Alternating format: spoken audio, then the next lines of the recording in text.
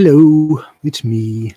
I'm live on my YouTube channel. I don't know how many people are actually going to be able to hear this because I've had an absolute nightmare trying to set it all up. Anyway, I am just going to crack on and read the Hitchhiker's Guide to the Galaxy for a couple of hours in aid of mind. I will stop and talk a bit about mine later on. And if you really want to, if you want to donate, there's a link down in the description. You can't click on it at the moment. You just have to copy and paste it. Please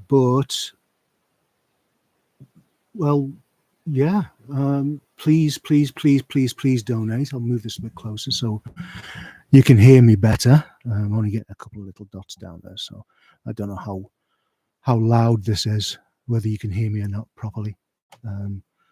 I haven't got my headphones on. Just a second. Let's put this on and see what we're doing here. You can tell that I'm complete amateur at this, and I've never done it before in my life, can't you? Anyway, I shall be starting shortly. I'm just going to chunter on mindlessly at the moment. There we go. Hello. Right, let's put these on. I'm out in the conservatory moment, not in my hello. Oh, do you know what? I can't hear a thing. Right. Bear with me.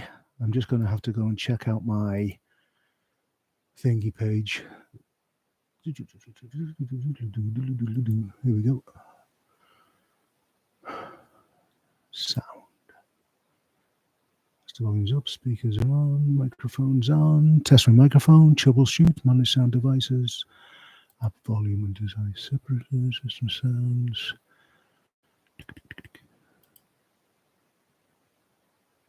I've got my speakers on, master volume's up, microphone's on, so you should be able to hear me. I can't hear me, unfortunately, which is a bit of a pain in the bum, as you know.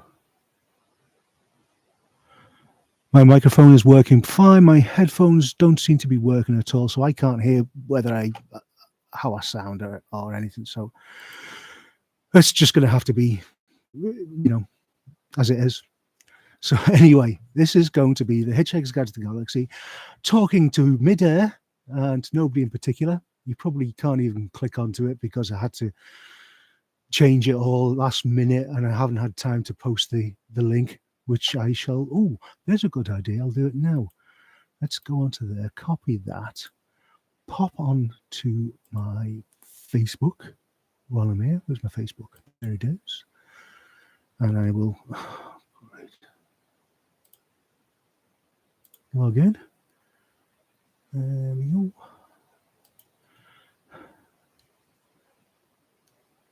For EUWW.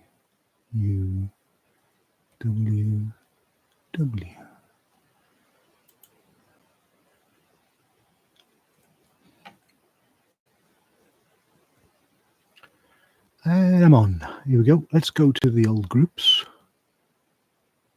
Where's the groups? Where are the groups gone? There we go. Go to the groups, and I will pop these into whatever I can find. Where are we? Go to that one.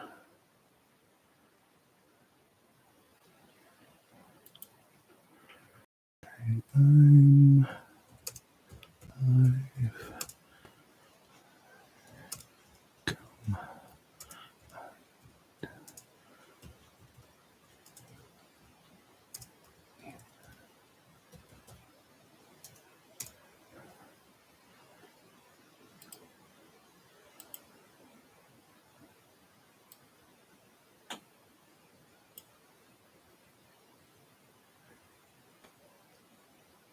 No, that's not the one, is it?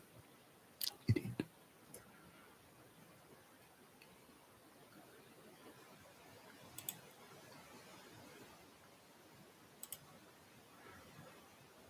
Let's pop onto YouTube and I can have a look at my daft face. There we are. Hello. Is it coming up? Am I there? Am I watching myself doing nothing? Copy.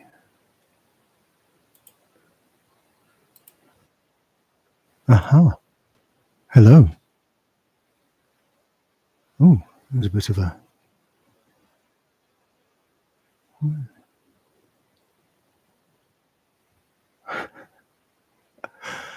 Eee. Pop out dashboard. What's that going to do? Hello, pop out dashboard.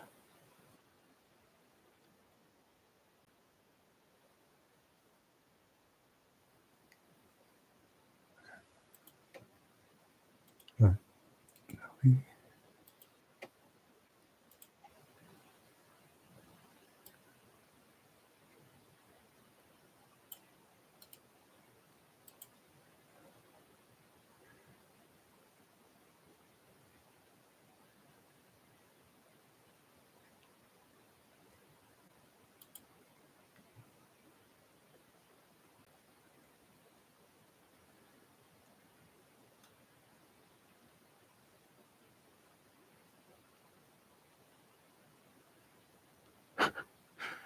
Okay.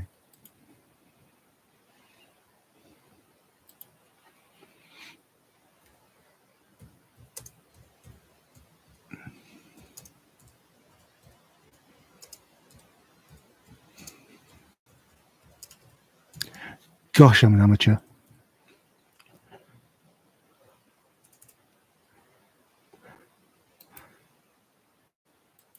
All right.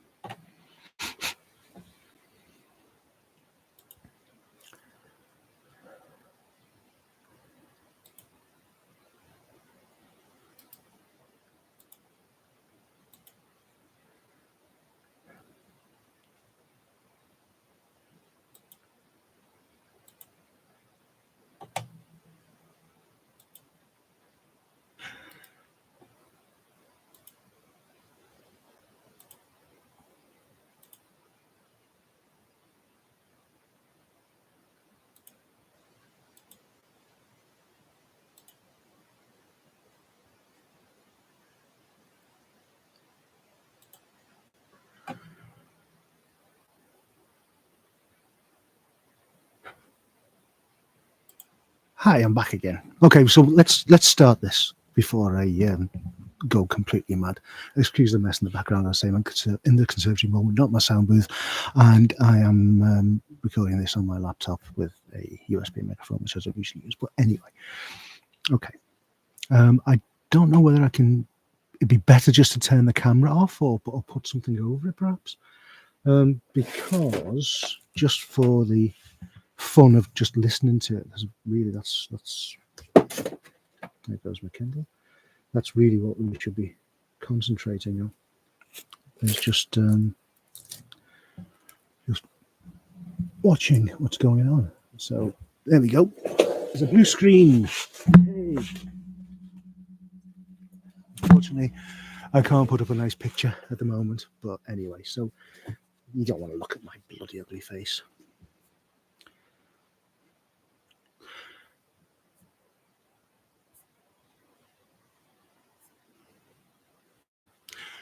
The Hitchhiker's Guide to the Galaxy by Douglas Adams. Far out in the uncharted backwaters of the unfashionable end of the western spiral arm of the galaxy lies a small, unregarded yellow sun. Orbiting this at a distance of roughly 92 million miles is an utterly insignificant little blue-green planet whose ape-descended life forms are so amazingly primitive that they still think digital watches are a pretty neat idea. This planet has, or rather had, a problem, which was this. Most of the people on it were unhappy for pretty much most of the time. Many solutions were suggested for this problem, but most of these were largely concerned with the movement of small green pieces of paper, which is odd because on the whole it wasn't the small green pieces of paper that were unhappy. And so the problem remained. Lots of the people were mean, and most of them were miserable, even the ones with digital watches. Many were increasingly of the opinion that they'd all made a big mistake in coming down from the trees in the first place, and some said that even the trees had been a bad move and that no one should ever have left the oceans. And then one Thursday, nearly 2,000 years after one man had been nailed to a tree for saying how great it would be to be nice to people for a change, one girl sitting on her own in a small cafe in Rickmansworth suddenly realised what it was that had been going wrong all this time. And she finally knew how the world could be made a good and happy place. This time it was right. It would work, and no one would have to get nailed to anything. Sadly, however, before she could get to a phone to tell anyone about it, a terribly stupid catastrophe occurred, and the idea was lost forever. This is not her story. But it is the story of that terrible, stupid catastrophe and some of its consequences. It is also the story of a book called The Hitchhiker's Guide to the Galaxy. Not an Earth book, never published on Earth, and until the terrible catastrophe occurred, never seen or heard by any Earthman.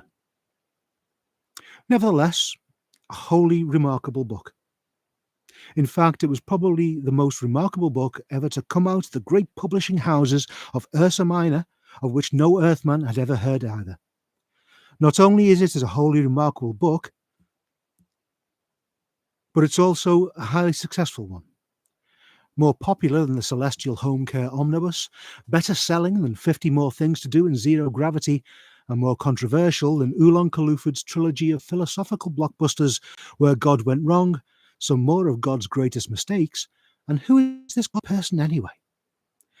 In many of the more relaxed civilizations on the outer eastern rim of the galaxy, the Hitchhiker's Guide has already supplanted the great Encyclopedia Galactica as the standard repository of all knowledge and wisdom, for though it has many omissions and contains much that is apocryphal, or at least wildly inaccurate, it scores over the older, more pedestrian work in two important respects. First, it is slightly cheaper. And secondly, it has the words "Don't Panic" inscribed in large, friendly letters on its cover. But the story of this terrible, stupid Thursday, the story of its extraordinary consequences, and the story of how these consequences are inextricably intertwined with this remarkable book, begins very simply. It begins with a house. The house stood on a slight rise just on the edge of the village. It stood on its own and looked over a broad spread of West Country farmland. Not a remarkable house by any means. It was about 30 years old, squattish, squarish, made of brick, and had four windows set in the front of a size and proportion which more or less exactly failed to please the eye. You can tell that I'm live because I'm fluffing and making mistakes and all kinds of things. And I'm getting off topic. Excuse me for a second. I'm going to have a drink. Okay. The only person for whom the house was in any way special was Arthur Dent, and that was only because it happened to be the one he lived in. He had lived in it for about 3 years, ever since he'd moved out to London, because it made him nervous and irritable. He was about 30 as well, dark-haired, never quite at ease with himself. The thing that used to worry him most was the fact that people always used to ask him what he was looking so worried about. He worked on local radio, which he always used to tell his friends was a lot more interesting than they probably thought. It was too. Most of his friends worked in advertising. Good grief. It hadn't properly registered with Arthur that the council wanted to knock down his house and build a bypass instead. At 8 o'clock on Thursday morning, Arthur didn't feel very good.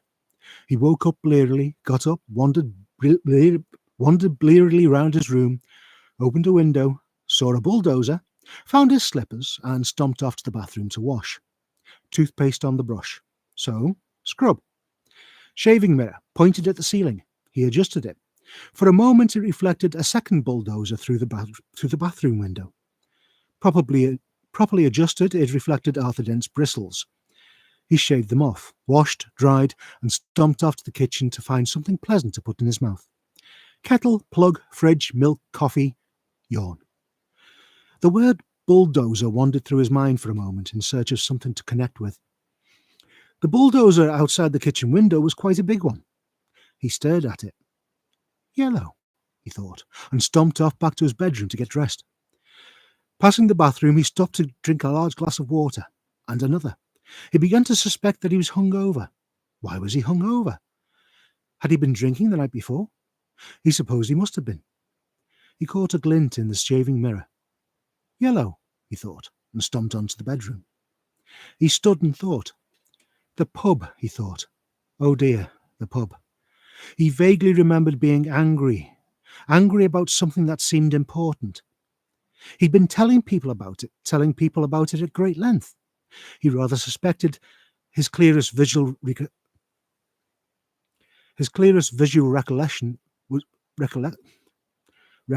was of glazed looks on other people's faces. Something about a new bypass he'd just found out about.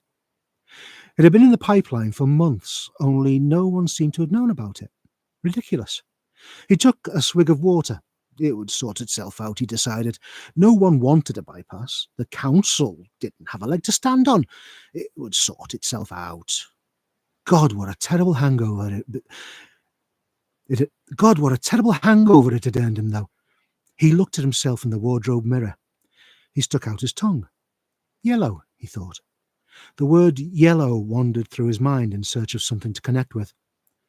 15 seconds later, he was out of the house and lying in front of a big yellow bulldozer that was advancing up his garden path. Mr. L. Prosser was, as they say, only human. In other words, he was a carbon-based life form descended from an ape. More specifically, he was 40, fat and shabby, and worked for the local council. Curiously enough, though he didn't know it, he was also a direct male line descendant of Genghis Khan, though intervening generations and racial mixing had so juggled his genes that he had no discernible mongoloid characteristics, and the only vestiges left in Mr. L. Prosser of his mighty ancestry were a pronounced stoutness about the tum and a predilection for little fur hats. He was by no means a great warrior. In fact, he was a nervous, worried man. Today he was particularly nervous and worried because something had gone seriously wrong with his job, which was to see that Arthur Dent's house got cleared out of the way before the day was out. "Oh, come off it, Mr. Dent," he said. "You can't win, you know. You can't lie in front of a bulldozer indefinitely." He tried to make his eyes blaze fiercely, but they just wouldn't do it. Arthur lay in the mud and squelched at him. "I'm game," he said. "We'll see who rusts first." "Oh, I'm afraid you're going to have to accept it," said Mr. Prosser, gripping his fur hat and rolling it round the top of his head. "This bypass has got to be built, and it's going to be built." "First I've heard about it," said Arthur. "Why is it going to be built?" Mr. Prosser shook his finger at him for a bit and then stopped and put it away again. "What do you mean, why is it got to be built?" he said. "It's a bypass. You've got to build bypasses." Bypasses are devices which allow some people to drive from point A to point B very fast, while other people dash from point B to point A very fast.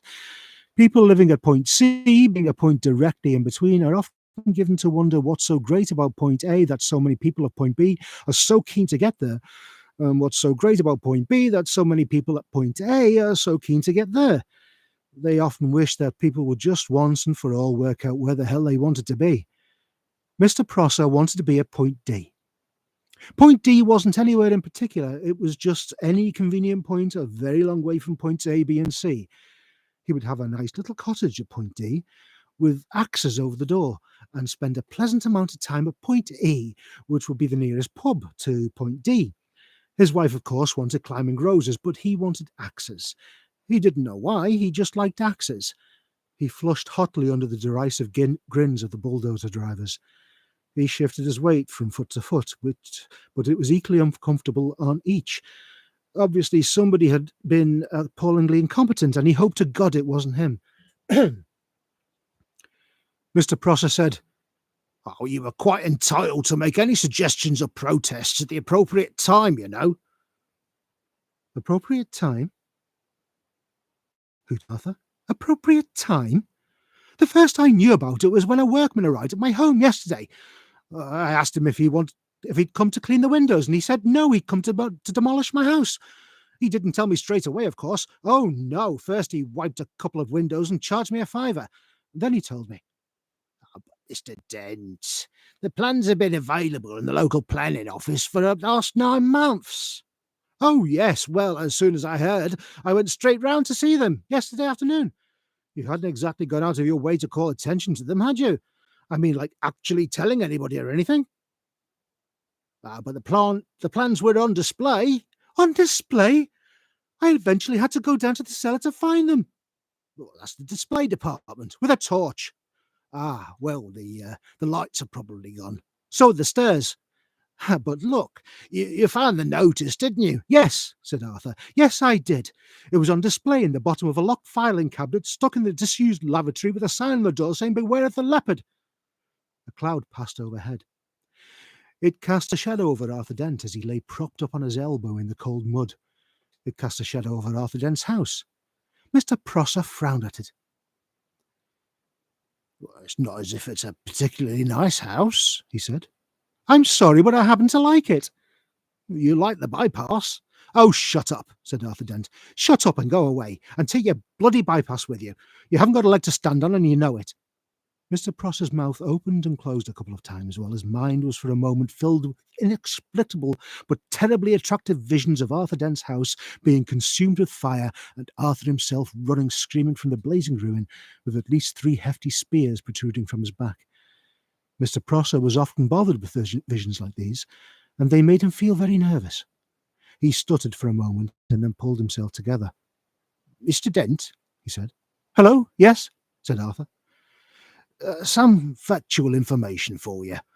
Have you any idea how much damage that bulldozer would suffer if I just let it roll straight over you?" "How much?" said Arthur. "None at all," said Mr. Prosser, and stormed nervously off, wondering why his brain was filled with 1,000 hairy horsemen all shouting at him.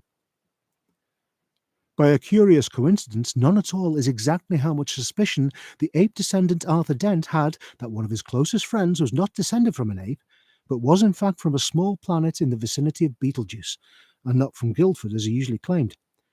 Arthur Dent had never suspected this. This friend of his had first arrived on the planet some 15 years previously, and he had worked hard to blend himself into Earth society, with, it must be said, some success.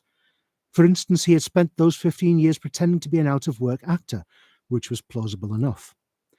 He'd made one careless blunder, though, because he'd skimmed on a bit of his preparatory research. The information he had gathered had led him to choose the name Ford Prefect as being nicely inconspicuous. He was not conspicuously tall. His features were striking, but not conspicuously handsome. His hair was wiry and gingerish and brushed backwards from his temples. His skin seemed to be pulled backwards from the nose. There was something very slightly odd about him, but it was difficult to say what it was. Perhaps it was that his eyes didn't blink often enough, and when you talked to him for any length of time, your own eyes began involuntarily to water on his behalf. Perhaps it was that he smiled slightly too broadly, and gave people the unnerving impression that he was about to go for the neck. He struck most of the friends he had made on Earth as an eccentric, but a harmless one. An unruly boozer with some oddish habits. For instance, he would often gatecrash university parties, get badly drunk, and start making fun of any astrophysicist he could find until he got thrown out. Sometimes he would get seized with oddly distracted moods and stare into the sky as if hypnotized until somebody asked him what he was doing. Then he would start guiltily for a moment, relax and grin. "Oh, just looking for flying saucers," he would joke, and everyone would laugh and ask him what sort of flying saucers he would look for. "Green ones," he would reply with a wicked grin, laugh wildly for a moment, and then suddenly lunge for the nearest bar and buy an enormous round of drinks. Evenings like this usually ended badly. Ford would get out of his skull on whiskey, huddle into a corner with some girl, and explain to her in slurred phrases that honestly the colour of the flying saucers didn't matter that much really. Thereafter, staggering semi-paralytic down the night streets, he would often ask passing policemen if they knew the way to Betelgeuse. The policeman would usually say something like, "Don't you think it's about time you went off home, sir?" "I'm trying to, baby," is what Ford invariably replied on these occasions. In fact, what he was really looking out for when he stared distractedly into the night sky was any kind of flying saucer at all. The reason he said green was that green was a traditional space livery of the Betelgeuse Trading Scouts. Ford Prefect was desperate that any flying saucer at all would arrive soon, because 15 years was a long time to get stranded anywhere, particularly somewhere as mind-bogglingly dull as Earth. Ford wished that a flying saucer would arrive soon because he knew how to flag flying saucers down and get lifts from them. He knew how to see the marvels of the universe for less than 30 Altarian dollars a day. In fact, Ford Prefect was a roving researcher for that wholly remarkable book, The Hitchhiker's Guide to the Galaxy. Human beings are great adapters, and by lunchtime, life in the environs of Arthur's house had settled into a steady routine. It was Arthur's accepted role to lie squelching in the mud, making occasional demands to see his lawyer, his mother, or a good book. It was Mr. Pross's accepted role to tackle Arthur with the occasional new ploy, such as the for the public good talk, the March of Progress talk, the they knocked my house down once, never look back talk, and various other cajoleries and threats. And it was the bulldozer driver's accepted role to sit around drinking coffee and experimenting with union regulations to see how they could turn the situation to their financial advantage. The earth moved slowly in its diurnal course. The sun was beginning to dry out the mud Arthur lay in. A shadow moved across him again. "Hello, Arthur," said the shadow. Arthur looked up and, squinting into the sun, was startled to see Ford Prefect standing above him. "Ford, hello. How are you?" "Fine," said Ford. "Look, are you busy?" "Am I busy?" exclaimed Arthur. "Well, I've just got all these bulldozers and things to lie in front of because they'll knock my house down if I don't. But other than that, well, no, not especially. Why?"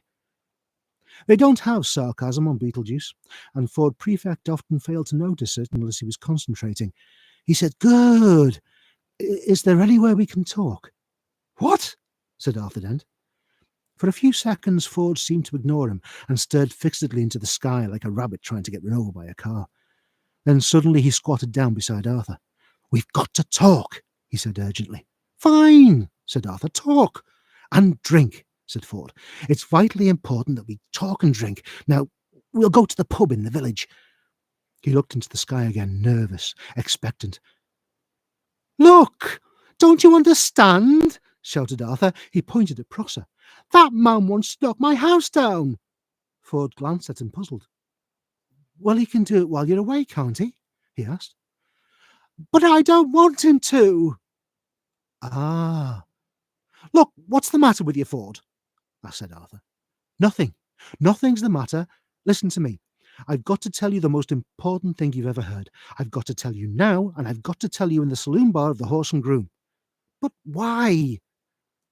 "Because you're going to need a very stiff drink." Ford stared at Arthur, and Arthur was astonished to find that his will was beginning to weaken. He didn't realize that this was because of an old drinking game that Ford learned to play in the hyperspace ports that served the Madronite mining belts in the star system of Orion Beta. The game was not unlike the Earth game called Indian Wrestling, and it was played like this. 2 contestants would sit either side of a table, with a glass in front of each of them. Between them there would be placed a bottle of Jank Spirit, as immortalized in that ancient Orion mining song, "Oh, don't give me none more of that old Jank Spirit. No, don't you give me none more of that old Jank Spirit. For my head will fly, my tongue will lie, my eyes will fry, and I may die. Won't you pour me one more of that sinful old Jank Spirit?" Each of the 2 contestants would then concentrate their will on the bottle and attempt to tip it and pour spirits into the glass of his opponent, who would then have to drink it. The bottle would then be refilled. The game would be played again and again, and once you started to lose, you would probably keep losing because one of the effects of Jank Spirit is to depress telepsychic power. Ooh. As soon as a predetermined quantity had been consumed, the final loser would have to perform a forfeit, which was usually obscenely biological. Ford Prefect usually played to lose. Ford stared at Arthur, who began to think that perhaps he did want to go to the Horse and Groom after all. But what about my house?" he asked plaintively. Ford looked across to Mr. Prosser, and suddenly a wicked thought struck him. "He wants to knock your house down." "Yes, he wants to build—" "And he can't because you're lying in front of the bulldozers?" Yes, and I'm sure we can come to some arrangement, said Ford. Excuse me, he shouted. Mr. Prosser, who was arguing with a spokesman for the bulldozer drivers about whether or not Arthur Dent constituted a mental health hazard and how much they should get paid if he did, looked around. He was surprised and slightly alarmed to find that Arthur had company. Yes, hello, he called. Has Mr. Dent come to his senses yet? Can we, for the moment, called Ford, assume that he hasn't? Well, sighed Mr. Prosser. And can we also assume, said Ford, that he's going to be staying here all day? So? So all your men are going to be standing around all day doing nothing? Could be. Could be. Well, if you're resigned to doing that anyway, you don't actually need him to lie here all the time, do you? What? You don't, said Ford patiently, actually need him here. Mr. Prosser thought about this. Well, no, not as such, he said. Not exactly need. Prosser was worried. He thought that one of them wasn't making a lot of sense. Ford said, So if you would just like to take it as read that he's actually here, then he and I could slip off down to the pub for half an hour. How does that sound? Mr. Prosser thought it sounded perfectly potty. Well, that sounds perfectly reasonable, he said in a reassuring tone of voice, wondering who he was trying to reassure. And if you want to pop off for a quick one yourself later on, said Ford, we can always cover up for you in return. Oh, thank you very much, said Mr. Prosser, who no longer knew how to play this at all. Thank you very much. Yes, that's very kind. He frowned, then smiled, then tried to do both at once, failed, grasped hold of his fur hat, and rolled it fiddly round the top of his head. He could only assume that he just won. So, continued Ford Prefect, if you would just like to come over here and lie down. What? Said Mr. Prosser. Ah, I'm sorry, said Ford. Perhaps I haven't made myself fully clear. Somebody's got to lie in front of the bulldozers, haven't they? Or there won't be anything to stop them driving into Mr. Dent's house, will there? What? Said Mr. Prosser again. It's very simple, said Ford. My client, Mr. Dent, says that he will stop lying here in the mud on the sole condition that you come over and take over from him. What are you talking about? Said Arthur, but Ford nudged him with his shoe to be quiet. You want me, said Mr. Prosser, spelling out this new thought to himself, to come and lie there? Yes. In front of the bulldozer? Yes. Instead of Mr. Dent? Yes. In the mud? In, as you say it, the mud. As soon as Mr. Prosser realised that he was substantially the loser after all, it was as if a weight lifted itself off his shoulders. This was more like the world as he knew it.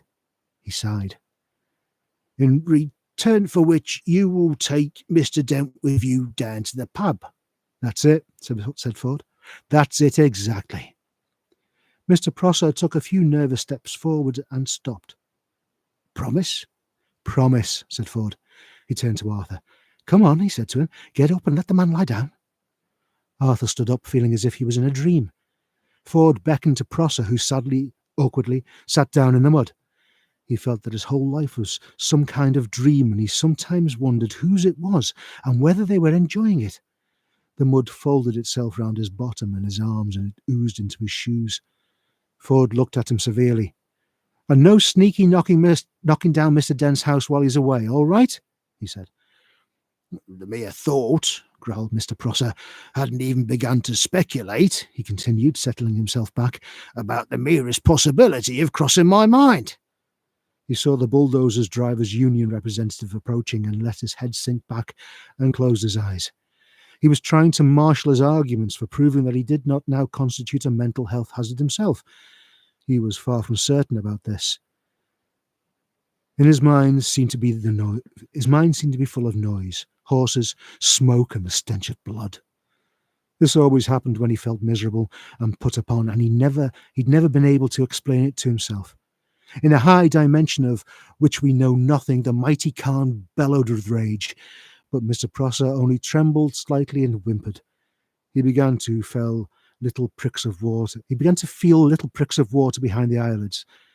Bureaucratic cock-ups, angry men lying in the mud, indecipherable strangers handing out inexplicable humiliations, and an unidentified army of horsemen laughing at him in his head. What a day. What a day. Ford Prefect knew that it didn't matter a pair of dingoes' kidneys whether Arthur's house got knocked down now or not. Arthur remained very worried. "But can we trust him?" he said. "Myself, I'd trust him to the end of the earth," said Ford. "Oh, yes," said Arthur. "And how far's that?" "About 12 minutes away," said Ford. "Come on, I need a drink." Just excuse me in 1 second.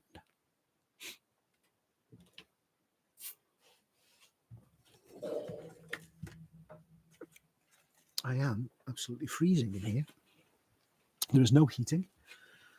And I tell you what, there's somebody knocking at the conservatory door a minute ago. Turned out to be a little brass monkey wanting to know if I had a welder. Anyway.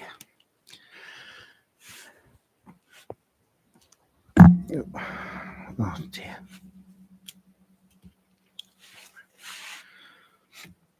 Right. Sorry about that. I shall resume now. Here's what the Encyclopedia Galactica has to say about alcohol. It says that alcohol is a colourless, volatile liquid formed by the fermentation of sugars, and also notes its intoxicating effect on certain carbon-based life forms. The Hitchhiker's Guide to the Galaxy also mentions alcohol. It says that the best drink in existence is the Pangalactic Gargle Blaster. It says that the effect of a Pangalactic Gargle Blaster is like having your brain smashed out by a slice of lemon wrapped around a large gold brick.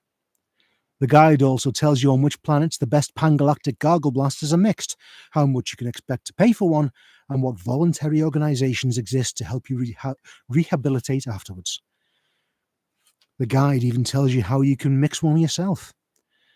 Take the juice from one bottle of that old jank spirit, it says. Pour into it 1 measure of water from the seas of Betelgeuse Five. Oh, that Santragian sea water, it says.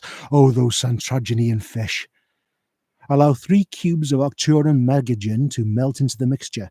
It must be properly iced or the benzene is lost. Allow 4 litres of Thallium marsh gas to bubble through it, in memory of all those happy hikers who've died of pleasure in the marshes of Thalia. Over the back of a silver spoon float a measure of qualactin hypermint extract, redolent of all the heady odours of the dark qualactin zones, subtle, sweet and mystic. Drop in the tooth of an Algolian sun tiger. Watch it dissolve, spreading the fires of the Algolian suns deep into the heart of the drink. Sprinkle Zamphuar. Add an olive. Drink. But very carefully. The Hitchhiker's Guide to the Galaxy sells rather better than the Encyclopedia Galactica. 6 pints of bitter, said Ford Prefect to the barman of the Horse and Groom. And quickly, please, the world's about to end. The barman of the Horse and Groom didn't deserve that sort of treatment. He was a dignified old man. He pushed his glasses up his nose and blinked at Ford Prefect. Ford ignored him and stared out of the window, so the barman looked instead at Arthur, who shrugged helplessly and said nothing. So the barman said, "Oh, yes, sir. Nice weather for it," and started pulling pints. He tried again. "Going to watch the match this afternoon, then?" Ford glanced round at him. No point," he said, and looked back out of the window. "Oh, what's that? Foregone conclusion, then, you reckon, sir?" said the barman. "Arsenal without a chance?" I'm changing accents. No, said Ford. "It's just that the world's about to end." "Oh, yes, sir. So you said," said the barman, looking over his glasses this time at Arthur. "You're lucky escape for Arsenal if it did." Ford looked back at him, genuinely surprised. "No, not really," he said. He frowned. The barman breathed in heavily. "There you are, 6 pints," he said. Arthur smiled at him wanly and shrugged again. He turned and smiled wanly at the rest of the pub, just in case any of them had heard what was going on. None of them had, and none of them could understand what he was smiling at them for. A man sitting next to Ford at the bar looked at the 2 men, looked at the 6 pints, did a swift burst of mental arithmetic, arrived at an answer he liked, and grinned a stupid, hopeful grin at them. Get off, said Ford. They're ours. Giving him a look that would have an Algolian sun tiger get on with what it was doing. Ford slapped a £5 note on the bar. £5, blimey. He said, keep the change. What? From a fiver? Oh, thank you, sir. You've got 10 minutes left to spend it. The barman simply decided to walk away for a bit. Ford, said Arthur, would you please tell me what the hell is going on? Drink up, said Ford. You've got 3 pints to get through. 3 pints, said Arthur, at lunchtime? The man next to Ford grinned and nodded happily. Ford ignored him. He said, time's an illusion. Lunchtime doubly so. Oh, very deep, said Arthur. You should send that into the Reader's Digest. They've got a page for people like you. Drink up. Why 3 pints all of a sudden? Muscle relaxant. You'll need it. Muscle relaxant? Muscle relaxant. Arthur stared into his beer. Did I do anything wrong today? He said. Or has the world always been like this and I've been too wrapped up in myself to notice? All right, said Ford. I'll try to explain. How long have we known each other? How long? Arthur thought. Oh, about 5 years, maybe 6, he said.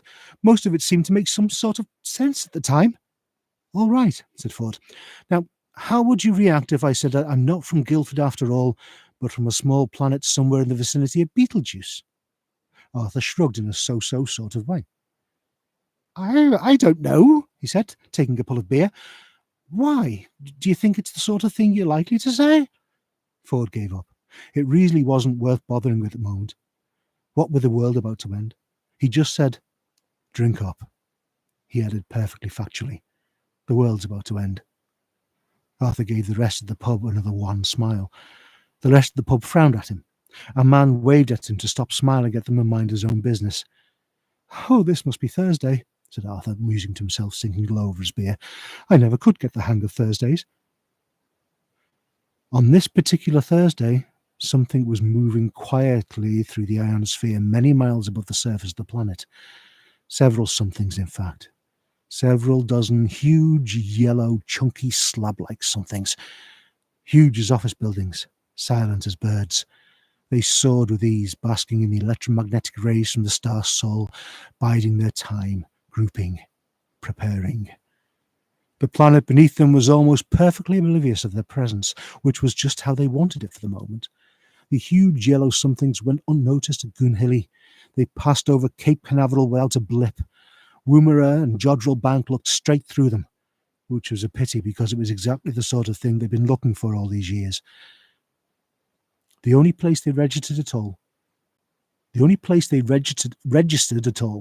was on a small black device called a sub-ether sensormatic, which winked away quietly to itself. It nestled in the darkness inside a leather satchel, which Ford Prefect wore habitually around his neck. The contents of Ford Prefect's satchel were quite interesting, in fact, and would have made any Earth physicist's eyes pop out of his head, which is why he always concealed them by keeping a couple of dog-eared scripts for plays he pretended he was auditioning for stuffed in the top. Besides the sub-ether sensormatic and the scripts, he had an electronic thumb, a short, squat black rod, smooth and matte with a couple of flat switches and dials at one end. He also had a device which looked rather like a largest electronic calculator. This had about 100 tiny flat press buttons on a screen about 4 inches square, on which any one of 1,000,000 pages could be summoned at a moment's notice. It looked insanely complicated, and this was one of the reasons why the snug plastic cover it fitted into had the words "Don't Panic" printed on it in large friendly letters. The other reason was that this device was in fact that most remarkable of all books ever to come out of the great publishing corporations of Ursa Minor, The Hitchhiker's Guide to the Galaxy. The reason why it was published in the form of a micro sub-meson component is that if it was printed in a normal book form, an interstellar hitchhiker would require several inconveniently large buildings to carry it around in. Beneath that in Ford Prefect's satchel were a few biros, a notepad, and a largest bath towel from Marks and Spencer. The Hitchhiker's Guide to the Galaxy has a few things to say on the subject of towels. A towel, it says, is about the most massively useful thing an interstellar hitchhiker can have. Partly it has great practical value. You can wrap it around you for warmth as you bound across the cold moons of Jagal and Beta. You can lie on it on the brilliant marble-sanded beaches of Betelgeuse Five, inhaling the heady sea vapours. You can sleep under it beneath the stars, which shine so readily on the desert world of Kakrafoon. Use it as a sail. Use it to sail a mini raft down the slow, heavy river Moth. West it for use in hand-to-hand combat. Wrap it round your head to ward off noxious fumes or to avoid the gaze of the ravenous Bugblatter beast of Traal, a mind-bogglingly stupid animal that assumes that if you can't see it, it can't see you. Daft as a brush, but very ravenous. You can wave your towel in emergencies as a distress signal, and of course dry yourself off with it if it still seems to be clean enough. More importantly, a towel has immense psychological value. For some reason, if a strag, a non-hitchhiker, discovers that a hitchhiker has his towel, discovers that a hitchhiker has his towel with him, he will automatically assume that he is also in possession of a toothbrush, face flannel, soap, tin of biscuits, flask, compass, map, ball of string, gnat spray, wet weather gear, spacesuit, etc., etc. Furthermore, the strag will then happily lend the hitchhiker any of these or a dozen other items that the hitchhiker might accidentally have lost. What the strag will think is that any man who can hitch the length and breadth of the galaxy, rough it, slum it, struggle against terrible odds, win through and still know where his towel is clearly a man to be reckoned with. Hence a phrase which has passed into hitchhiking slang, as in, "Hey, you sass that hoopy ford prefect. Now there's a frood who really knows where his towel is." Sass is know, be aware of, meet, have sex with. Hoopy means really together guy. Frood is a really amazingly together guy. Nestling quietly on top of the towel in Ford Prefect's satchel, the sub-ether sensor matter began to wink more quickly. Miles above the surface of the planet, the huge yellow somethings began to fade out. At Jodrell Bank, someone decided it was time for a nice, relaxing cup of tea. "You got a towel with you?" said Ford Prefect suddenly to Arthur. Arthur, struggling through his third pint, looked round at him. "Why? What? No. Should I have?" He'd given up being surprised. There didn't seem to be any point any longer. Ford clicked his tongue in irritation. "Drink up," he urged. At that moment, the dull sound of a rumbling crash from outside filtered through the low murmur of the pub, through the sound of the jukebox, through the sound of the man next to Ford hiccuping over the whiskey Ford had eventually bought him. Arthur choked on his beer and leapt to his feet. "What's that?" he yelped. "Don't worry," said Ford. "They haven't started yet." "Oh, thank God for that," said Arthur and relaxed. "It's probably just your house being knocked down," said Ford, drowning his last pint. "What?" shouted Arthur. Suddenly Ford's spell was broken. Arthur looked wildly around him and ran to the window. "My God, they are! They're knocking my house down! What the hell am I doing in the pub, Ford?" "It hardly makes any difference at this stage," said Ford. "Let them have their fun." "Fun?" yelped Arthur. "Fun?" He quickly checked out the window again that they were talking about the same thing. "Damn their fun!" he hooted, and ran out of the pub furiously waving a nearly empty beer glass. He made no friends at all in the pub that lunchtime. "Stop, you vandals, you home wreckers!" bawled Arthur. "You half-crazed Visigoths! Stop, will you?" Ford would have to go after him. Turning quickly to the barman, he asked for 4 packets of peanuts. "There you are, sir," said the barman, slapping the packets on the bar. 28 pence, if you be so kind." Ford was very kind. He gave the barman another £5 note and told him to keep the change. The barman looked at it and then looked at Ford. He suddenly shivered. He experienced a momentary sensation that he didn't understand because no one on earth had ever experienced it before. In moments, great stress, every life form that exists gives out a tiny subliminal signal. This signal simply communicates an exact and almost pathetic sense of how far that being is from the place of his birth.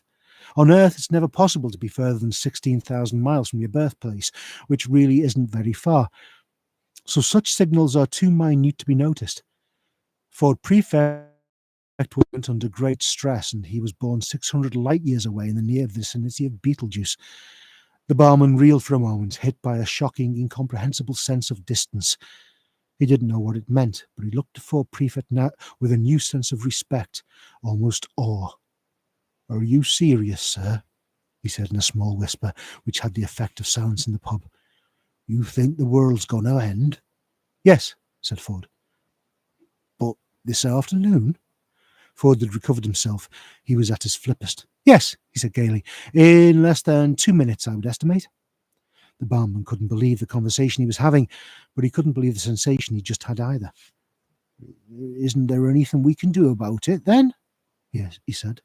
No, nothing, said Ford, stuffing the peanuts into his pockets. Someone in the hushed bar suddenly laughed raucously at how stupid everyone had become. The man sitting next to Ford was a bit sozzled by now. His eyes waved their way up to Ford. Here, I thought, he said, that if the world was going to end, we were meant to lie down and put a paper bag over our head or something. If you like, yes. That's what they told us in the army, said the man, and his eyes began the long trek back down to his whiskey. Will that help?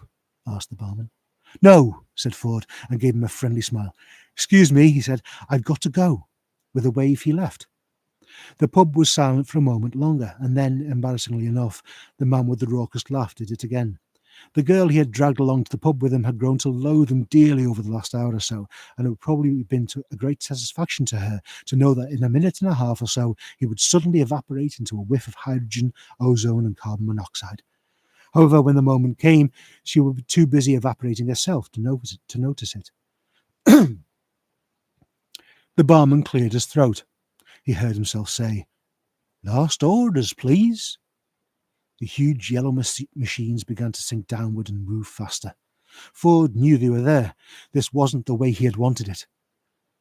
Running up the lane, Arthur had nearly reached his house. He didn't notice how cold it suddenly become. He didn't notice the wind. He didn't notice the sudden irrational squall of rain. He didn't notice anything but the caterpillar bulldozers crawling over the rubble that had been his home. You barbarians, he yelled. I'll sue the council for every penny it's got. I'll have you hung, drawn and cut, and whipped and boiled until you've had enough. Ford was running after him very fast, very, very fast. And then I'll do it again, yelled Arthur. And when I've finished, I will take all the little bits and I will jump on them. Arthur didn't notice the men were running from the bulldozers. He didn't notice that Mr. Prosser was staring hectically into the sky. What Mr. Prosser had noticed was that huge yellow somethings were screaming through the clouds, impossibly huge yellow somethings. And I will carry on jumping on them, yelled Arthur, still running, until I get blisters, or I can think of anything even more unpleasant to do. And then Arthur tripped and fell headlong, rolled and landed flat on his back. At last he noticed that something was going on. His finger shot upwards. What the hell's that? He shrieked. Whatever it was raced across the sky in monstrous yellowness, tore the sky apart with mind-buggering noise, and leapt off into the distance, leaving the gaping air shut behind it with a bang that drove your ears 6 feet into your skull. Another one followed and did the same thing, only louder. It's difficult to say exactly what the people on the surface of the planet were doing now, because they didn't really know what they were doing themselves. None of it made a lot of sense. Running into houses, running out of houses, howling noiselessly at the noise. All around the world, city streets exploded with people. Cars slewed into each other as the noise fell on them, and then rolled off like a tidal wave over hills and valleys, seeming to flatten everything it hit. Only one man stood and watched the sky, stood with terrible sadness in his eyes and rubber bungs in his ears. He knew exactly what was happening, and had known ever since his sub-ether sensomatic had started winking in the dead of night beside his pillow and woken him with a start. It was what he had waited for all these years. But when he had deciphered the signal pattern sitting alone in his small dark room, a coldness had gripped him and squeezed his heart.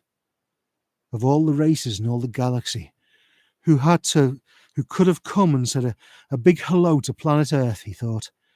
Didn't it just have to be the Vogons? Still, he knew what he had to do. As the Vogon craft screamed through the air high above him, he opened his satchel. He threw away a copy of Joseph and the Amazing Technicolor Dreamcoat. He threw away a copy of Godspell. He wouldn't need them where he was going. Everything was ready. Everything was prepared. He knew where his towel was. A sudden silence hit the earth. If anything, it was worse than the noise. For a while, nothing happened. The great ships hung motionless in the air over every nation on earth. Motionless they hung, huge, heavy, steady in the sky, a blasphemy against nature. Many people went straight into shock as their minds tried to encompass what they were looking at. The ships hung in the sky in much the same way that bricks don't, and still nothing happened. Then there was a slight whisper, a sudden spacious whisper of open ambient sound.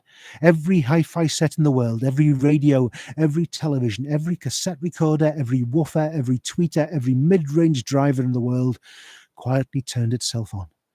Every tin can, every dustbin, every window, every car, every wine glass, every sheet of rusty metal became activated as an acoustically perfect sounding board. Before the earth passed away, it was going to be treated to the very ultimate in sound reproduction, the greatest public address system ever built. But there was no concert, no music, no fanfare, just a simple message.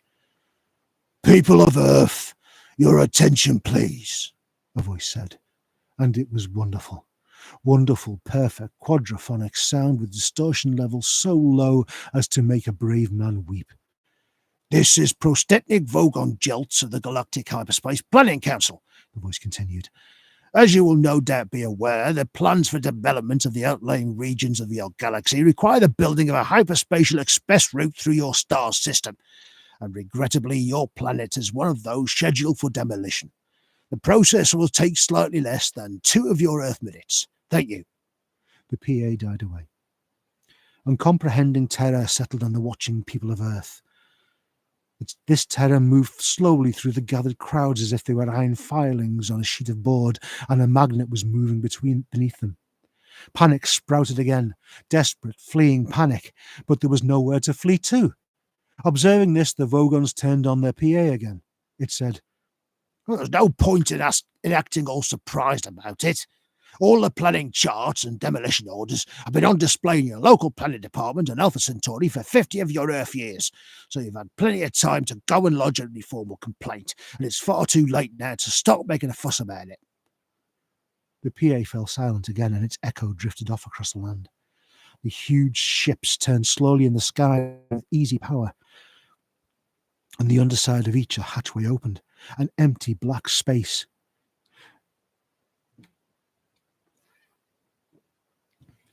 By this time, somebody somewhere must have manned a radio transmitter, located a wavelength and broadcasted a message back to the Vogon ships to plead on behalf of the planet. Nobody ever heard what they said. They only heard the reply. The PA slammed back into life again. The voice was annoyed. It said, "What do you mean you've never been to Alpha Centauri? For heaven's sake, mankind, it's only 4 light years away, you know.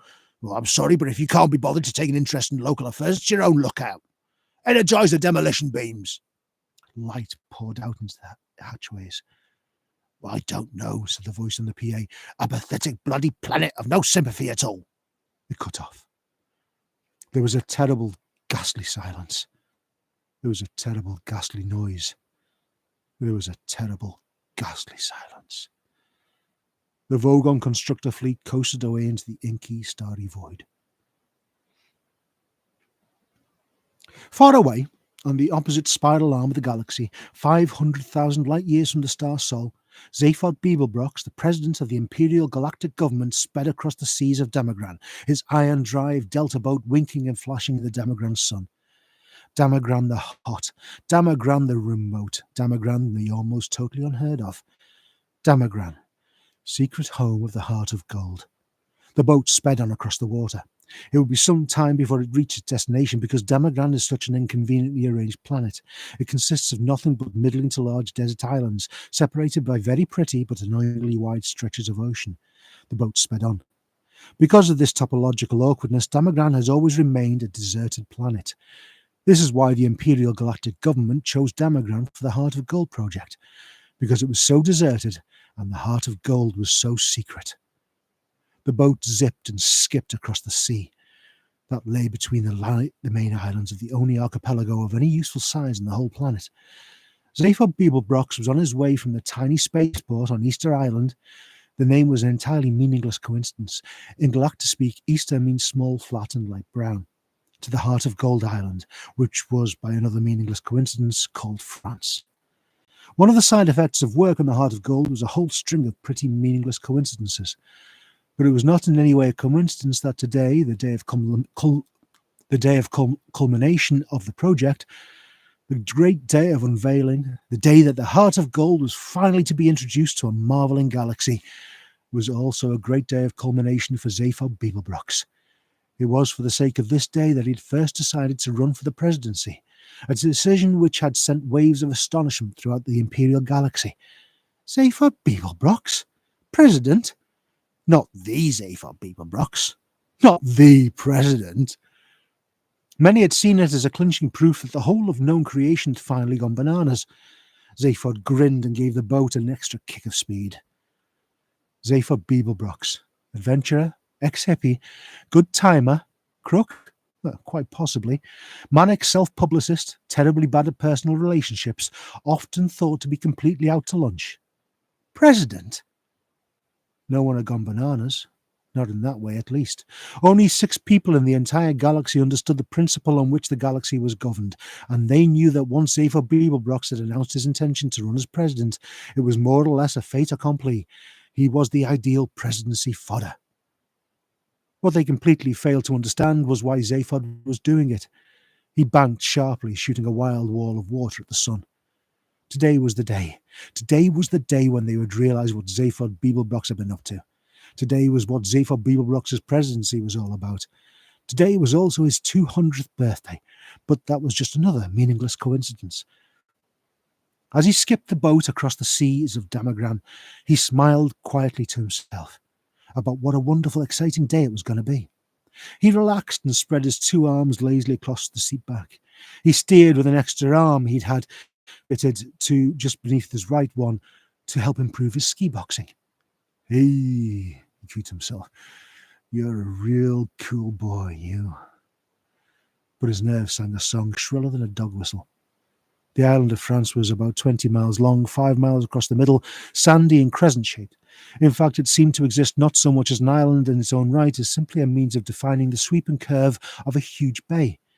This impression was heightened by the fact that the inner coastline of the crescent consisted almost entirely of steep cliffs. From the top of the cliff, the land sloped down 5 miles to the opposite shore. On top of these cliffs stood a reception committee. It consisted in large part of the engineers and researchers who had built the Heart of Gold, mostly humanoid, but here and there were a few reptiloid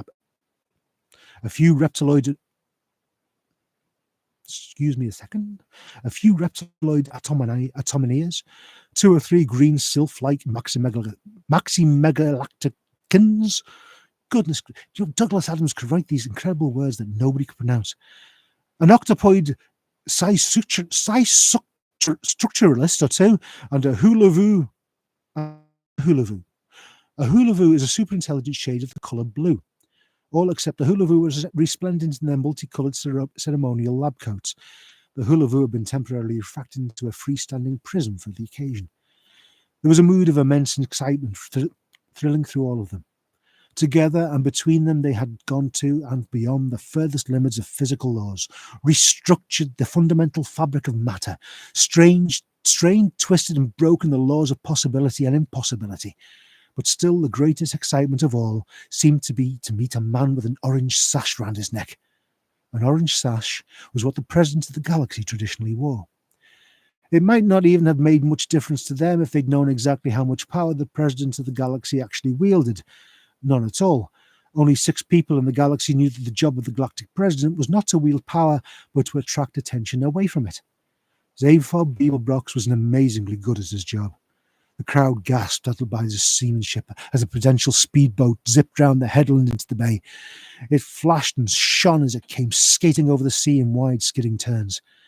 In fact, it didn't need to touch the water at all because it was supported on a hazy cushion of ionized atoms. But just for effect, it was fitted with thin fin blades which could be lowered into the water. They slashed sheets of water hissing up into the air, carved deep gashes into the sea which swayed crazily and sank back foaming into the boat's wake as it careered across the bay. Zaphod loved the effect. It was what he was best at. He twisted the wheel sharply. The boat slewed round in a wild scything skid beneath the cliff face and dropped to rest lightly on the rocking waves.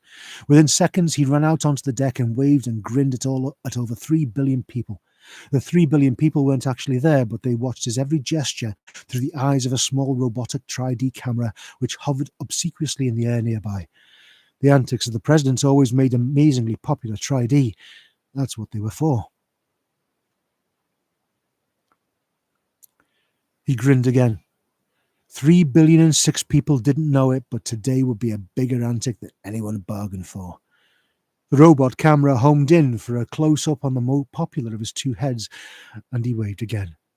He was roughly humanoid in appearance, except for the extra head and third arm. His fur-tousled hair struck out in random directions, his blue eyes glinted with something completely unidentifiable, and his chins were almost always unshaven.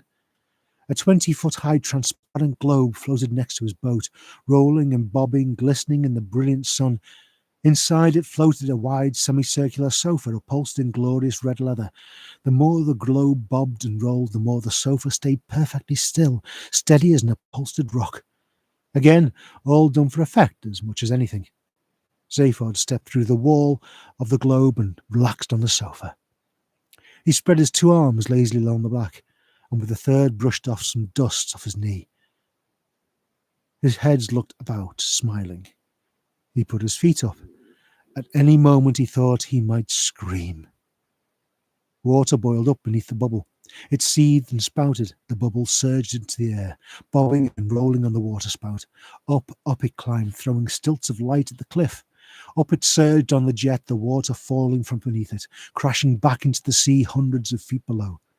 Zaphod smiled, picturing himself. A thoroughly ridiculous form of transport, but a thoroughly beautiful one. At the top of the cliff, the globe wavered for a moment, tipped onto a small railed ramp, rolled down it to a small concave platform, and skidded to a halt. To tremendous applause, Zaphod Beeblebrox stepped out of the bubble, his orange sash blazing in the light. The president of the galaxy had arrived. He waited for the applause to die down and raised his hands in greeting. "Hi," he said. A government spider sidled up to him and attempted to press a copy of his prepared speech into his hands. Pages 3 to 7 of the original version were at that moment floating soggily in the Damogran Sea some 5 miles out from the bay. Pages 1 and 2 had been salvaged by a Damogran frond-crested eagle and had already become incorporated into an extraordinary new form of nest which the eagle had invented. It was constructed largely of papier-mâché, and it was virtually impossible for a newly hatched baby eagle to break out of it. The Damogran frond-crested eagle had heard of the notion of survival of the species, but wanted no truck with it. Zaphod Beeblebrox would not be needing his set speech, and he gently deflected the one being offered him by the spider.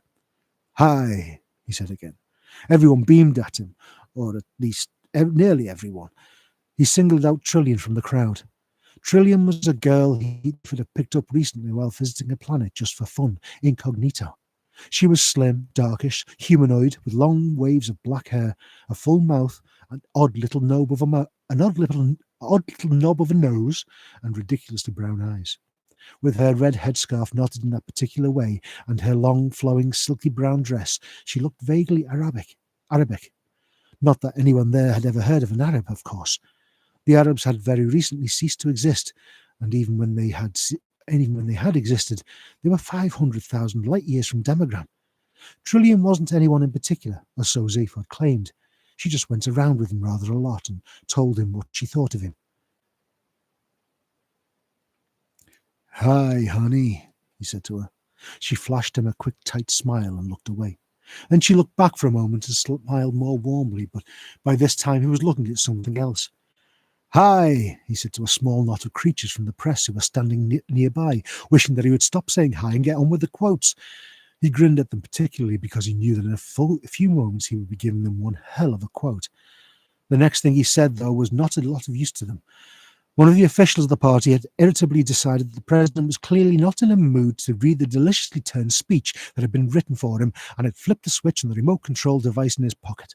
Away in front of them, a huge white dome that bulged against the sky cracked down in the middle, split, and slowly folded itself down into the ground. Everyone gasped, although they had known perfectly well it was going to do that because they had built it that way. Beneath it lay uncovered a huge starship, 150 meters long, shaped like a sleek running shoe, perfectly white and mind-bogglingly beautiful. At the heart of it, unseen, lay a small gold box which carried within it the most brain-wrenching device ever conceived. And I'm sure that's wrenching, but the copy I've got on my Kindle is full of typos. A device which made the starship unique in the history of the galaxy. A device after which the ship had been named, the Heart of Gold. Wow, said Zaphod Beeblebrox to the Heart of Gold. There wasn't much else he could say. He said it again because he knew it would annoy the press. Wow. The crowd turned their faces back towards him expectantly. He winked at Trillian, who raised her eyebrows and widened her eyes at him. She knew what he was about to say and thought him a terrible show-off. Hey, that really is amazing, he said. That really is truly amazing. That is so amazingly amazing. I think I'd like to steal it. A marvellous presidential quote, absolutely true to form. The crowd laughed appreciatively. The newsmen gleefully punched buttons on their sub-ether newsmatics, and the president grinned. As he grinned, his heart screamed unbearably, and he fingered the small paralyzomatic bomb that nestled quietly in his pocket. Finally, he could bear it no more. He lifted his heads up to the sky, let out a wild whoop in major thirds, threw the bomb to the ground, and ran forward through a sea of suddenly frozen smiles. Prostetnik Vogon Jeltz was not a pleasant sight, even for the Vogons. His highly domed nose rose high above small, piggy forehead. His dark green rubbery skin was thick enough for him to play the game of Vogon civil service politics and play it well, and waterproof enough for him to survive indefinitely at sea depths of up to 1,000 feet with no ill effects. Not that he ever went swimming, of course. His busy schedule would not allow it. He was the way he was because billions of years ago, when the Vogons had first crawled out of the sluggish primeval seas of Vogsphere and had lain panting and heaving on the planet's virgin shores, when the first rays of the bright young Vogsalt sun had shone across them that morning, it was as if the forces of evolution had simply given up on them there and then, had turned aside in disgust and written them off as an ugly, unfortunate mistake. They never evolved again. They should never have survived. The fact that they did is some kind of tribute to the thick-willed, slug-brained stubbornness of these creatures. Evolution, they said to themselves, who needs it? And what nature refused to do for them, they simply did without until such time as they were able to rectify the grosser anatomical inconvenience of the surgery. Meanwhile, the natural forces on the planet Vogsphere had been working overtime to make up for their earlier blunder. They brought forth scintillating, jewelled, scuttling crabs, which the Vogons ate, smashing their shells with iron mallets. Tall, aspiring trees with breathtaking slenderness and colour, which the Vogons cut down and burned the crab meat with. Elegant, gazelle-like creatures with silken coats and dewy eyes, which the Vogons would catch and sit on. They were no use as transport because their backs would snap instantly, but the Vogons sat on them anyway. Thus, the planet Vogsphere whiled away the unhappy millennia until the Vogons suddenly discovered the principles of interstellar travel. Within a few short Vog years, every last Vogon had migrated to the Megabrantis cluster, the political hub of the galaxy, and now formed the immensely powerful backbone of the galactic civil service. They have attempted to acquire learning. They have attempted to acquire style and social grace. But in the most respects, the modern Vogon is little different from his primitive forebears. Every year they import 27,000 scintillating jewelled scuttling crabs from their native planet and while away a happy drunken night smashing to bits with iron mallets. Prostetnik Vogon Jeltz was a fairly typical Vogon in that he was thoroughly vile. Also, he did not like hitchhikers. Somewhere in a dark, small dark cabin buried deep in the intestines of Prostetnik Vogon Jeltz's flagship, a small match flared nervously. The owner of the match was not a Vogon, but he knew all about them and was right to be nervous. His name was Ford Prefect. He looked about the cabin but could see very little. Strange, monstrous shadows loomed and leaped with the tiny flickering flame, but all was quiet. He breathed a silent thank yous to the Dentrassi. The Dentrassi are an unruly tribe of gourmands, a wild but pleasant bunch whom the Vogons had recently taken to employing as catering staff on their long-haul fleets, on the strict understanding that they keep themselves very much to themselves. So this suited the Dentrassi fine, because they loved Vogon money, which is one of the hardest currencies in space, but loathed the Vogons themselves. The only sort of Vogon a Dentrassi liked to see was an annoyed Vogon. Good grief. Excuse me a minute.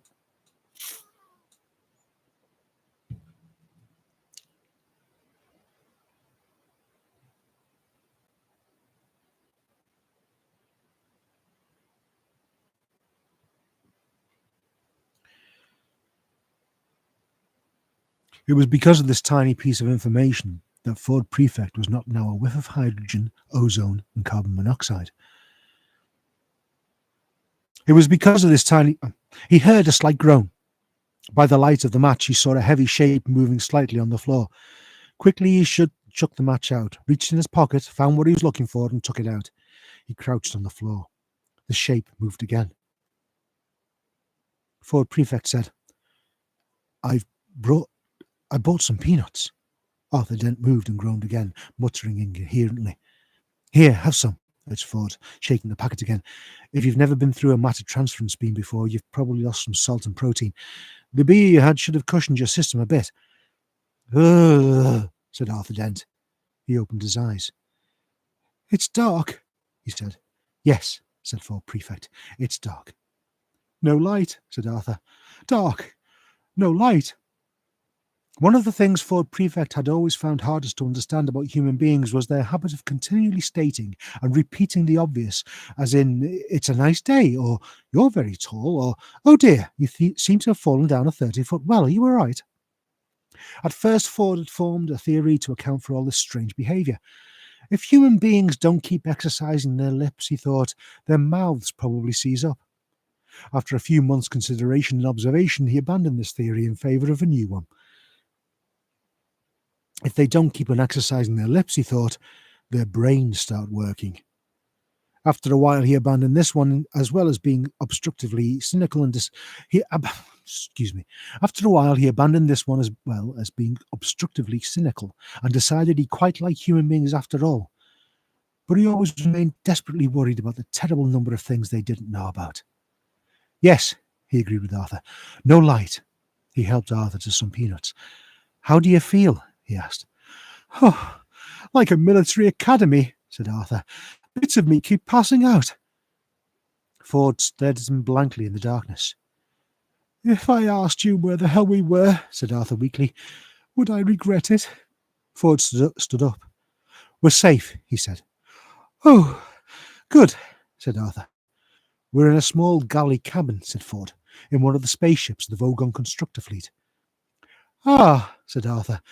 This is obviously some strange usage of the word safe that I wasn't previously aware of. Ford struck another match to help him search for a light switch. Monstrous shadows leaped and loomed again. Arthur struggled to his feet and hugged himself apprehensively. Hideous alien shapes seemed to throng about him. The air was thick with musty smells which sidled into his lungs without identifying themselves, and a low, irritating hum kept his brain from focusing. How did we get here? He asked, shivering slightly. We hitched a lift, said Ford. Excuse me, said Arthur. Are you trying to tell me that we just stuck out our thumbs and some green bug-eyed monster stuck his head out and said, Hi, fellas, hop right in. I can take you as far as the Basingstoke roundabout? Well, said Ford, the thumb's an electronic sub-ether signalling device. The roundabout's at Barnard Star 6 light years away, but otherwise that's more or less right. And the bug-eyed monsters? Is green, yes. Fine, said Arthur. When can I go home? You can't, said Ford Prefect, and found the light switch. Shade your eyes, he said, and turned the light on. Even Ford was surprised. Good grief, said Arthur. Is this really the interior of a flying saucer? Prostetnic Vogon Jeltz heaved his unpleasant green body around the control bridge. He always felt vaguely irritable after demolishing populated planets. He wished that someone would come and tell him that it was all wrong so he could shout at them and feel better. He flopped as heavily as he could onto his control seat in the hope that it would break and give him something to be genuinely angry about, but it only gave a complaining sort of creak. "Go away!" he shouted at a young Vogon guard who entered the bridge at that moment. The guard vanished immediately, feeling rather relieved. He was glad it wouldn't now be him who delivered the report they'd just received. The report was an official release which said that the wonderful new form of spaceship drive was at this morning being unveiled as a government research base on Demogran, which would henceforth make all hyperspatial express routes unnecessary. Another door slid open, but this time the Vogon captain didn't shout because it was the door from the galley quarters where the Dentrassi prepared his food. A meal would be most welcome. A huge furry creature bounded through the door with his lunch tray. It was grinning like a maniac. Prostetnik Vogon Jeltz was delighted. He knew that when a Dentrassi looked that pleased with itself, there was something going on somewhere on the ship that he could get very angry about. Ford and Arthur stared about them. "Well, what do you think?" said Ford. "It's a bit squalid, isn't it?" Ford frowned at the grubby mattress, unwashed cups, and unidentifiable bits of smelly alien underwear that lay around the cramped cabin. "Well, this is a working ship, you see," said Ford. "These are the Dentrassi sleeping quarters. I thought you said they were called Vogons or something." "Yes," said Ford. "The Vogons run the ship. The Dentrassi are the cooks. They let us on board."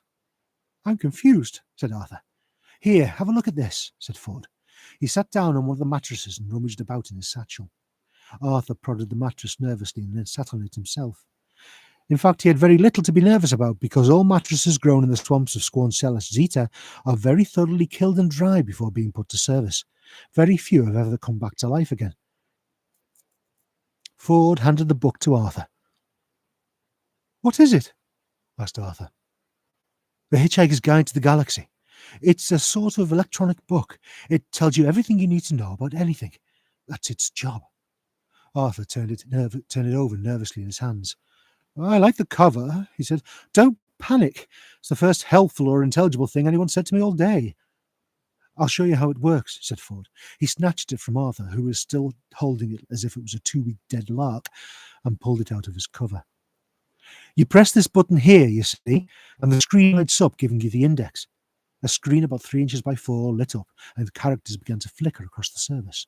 "You want to know about Vogons, so I enter that name. So," his fingers tapped some more keys, and there we are. The words Vogon Constructor Fleets flared in green across the screen. Ford pressed a large red button at the bottom of the screen, and words began to undulate along across it. At the same time, the book began to speak the entry as well in a still, quiet, measured voice. This is what the book said.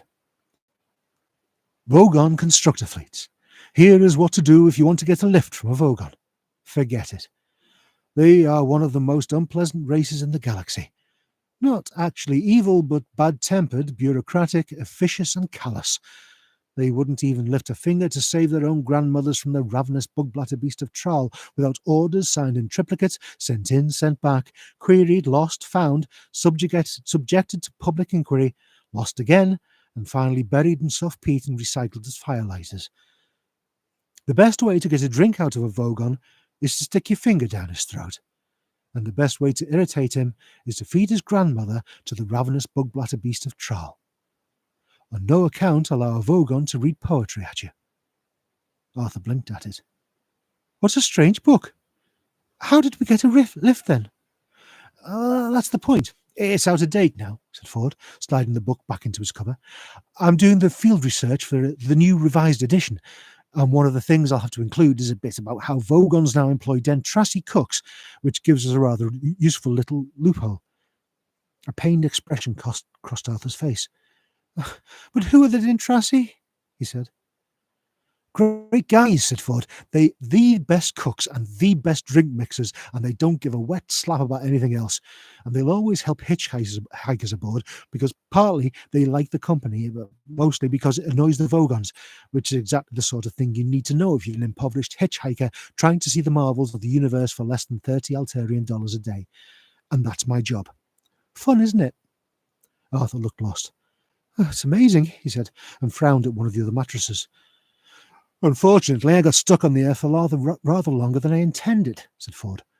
"I came for a week and got stuck for 15 years. But how did you get those then? Easy. I got a lift with a teaser. A teaser? Yeah. What is a teaser? Teasers are usually rich kids with nothing to do. They cruise around looking for planets which haven't made interstellar contact yet and buzz them. Buzz them? Arthur began to feel that Ford was enjoying making life difficult for him. Yeah, said Ford. They buzz them. They find some isolated spot with very few people around and land right by some poor soul whom no one's ever going to believe, and then strut up and down in front of them wearing silly antennae in their head and making beep beep noises. It's rather childish, really. Ford leaned back on his mattress with his hands behind his head and looked infuriatingly pleased with himself. Ford, insisted Arthur, I don't know if this sounds like a silly question, but what am I doing here? Ah, well, you know that, said Ford. I rescued you well, you know that, said Ford. I rescued you from the Earth. And what's happened to the Earth? It's been demolished. Has it? Said Arthur levelly. Yes, it just boiled away into space. Look, said Arthur, I'm a bit upset about that. Ford frowned to himself and seemed to roll the thought around his mind. Yeah, I can understand that, he said at last. Understand that? Shouted Arthur. Understand that? Ford sprang up. Keep looking at the book, he hissed urgently. What? Don't panic. I'm not panicking. Yes, you are. All right, so I'm panicking.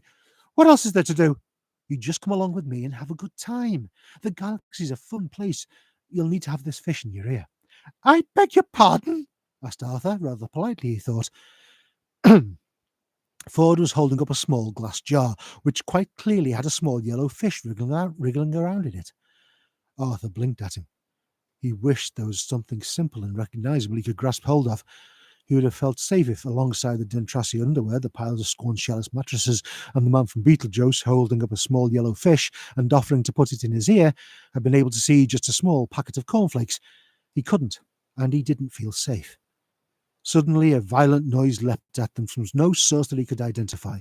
He grasped in terror at what he thought, at what sounded like a man trying to gargle whilst fighting off a pack of wolves. Shush, said Ford. Listen, it might be important. Important? It's the Vogon captain making an announcement on the tannoy. You mean that's how the Vogons talk? Listen, but I can't speak Vogon. You don't need to. Just put that fish in your ear. Ford, with a lightning movement, clapped his hand to Arthur's ear, and he had the sudden sickening sensation of the fish slithering deep into his oral tract. Gasping with horror, he scrabbled at his ear for a second or so, but then slowly turned goggle-eyed with wonder. He was experiencing the oral equivalent of looking at a picture of two black silhouetted faces and suddenly seeing it as a picture of a white candlestick, or of looking at a lot of coloured dots on a piece of paper which suddenly resolve themselves into the figure 6 and mean that your optician is going to charge you a lot of money for a new pair of glasses. He was still listening to the howling gargles. He knew that, only now it had taken on the semblance of perfectly straightforward English. This is what he heard. I should have a good time. Message repeats. This is your captain speaking, so stop whatever you're doing and pay attention. First of all, I see from our instruments that we have a couple of hitchhikers aboard. Hello, wherever you are. I just want to make it totally clear that you're not at all welcome. I worked hard to get where I am today, and I didn't become captain of a Vogon constructor fleet simply so I could turn it into a taxi service for a load of degenerate freeloaders. I sent out a search party, and as soon as they find you, I'm going to put you off the ship. If you're very lucky, I might read you some of my poetry first. Secondly, we're about to jump into hyperspace for the journey to Bernard's star. On arrival, we stay in dock for a 72-hour refit, and no one's to leave the ship during that time. I repeat, all planet leave is cancelled. I've just had an unhappy love affair, so I don't see why anyone else should have a good time. Message ends. The noise stopped. Arthur discovered to his embarrassment that he was lying curled up in a small ball on the floor with his arms wrapped weakly around his head. He smiled weakly.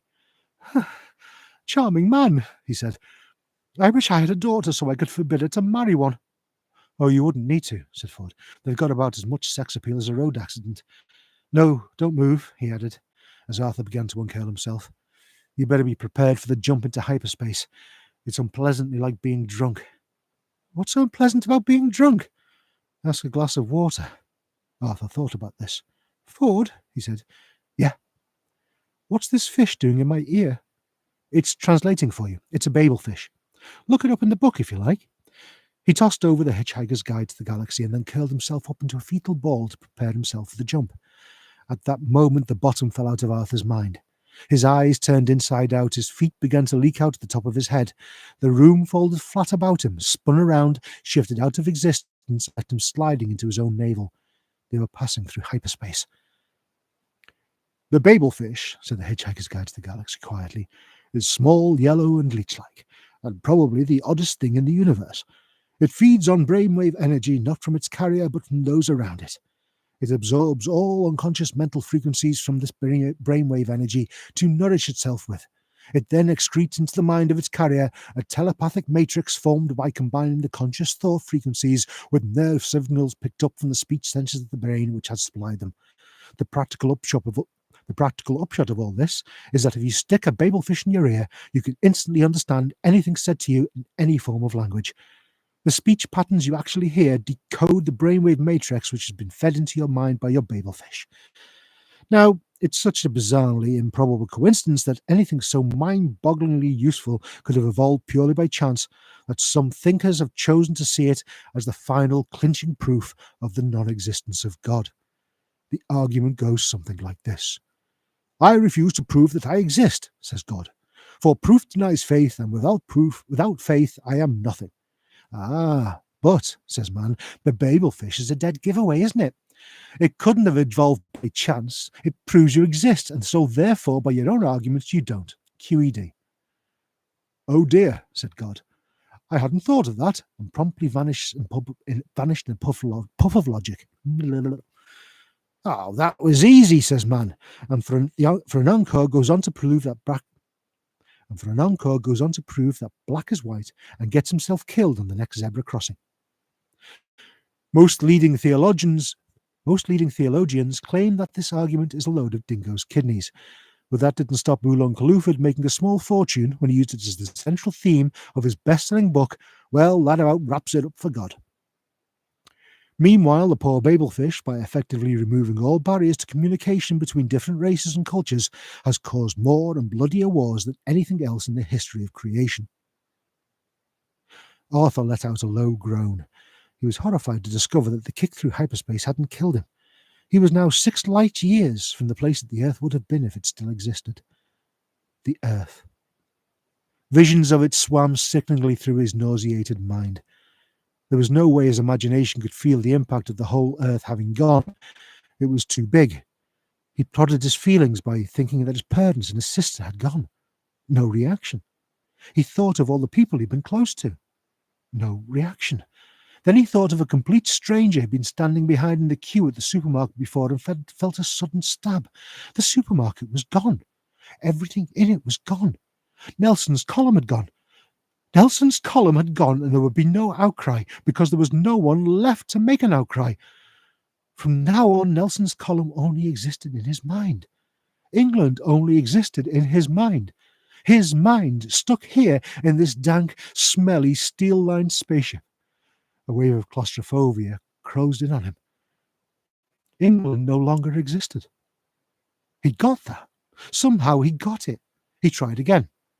America, he thought, has gone. He couldn't grasp it. He decided to start smaller again. New York has gone. No reaction. He'd never seriously believed it existed anyway. The dollar, he thought, had sunk forever. Slight tremor there.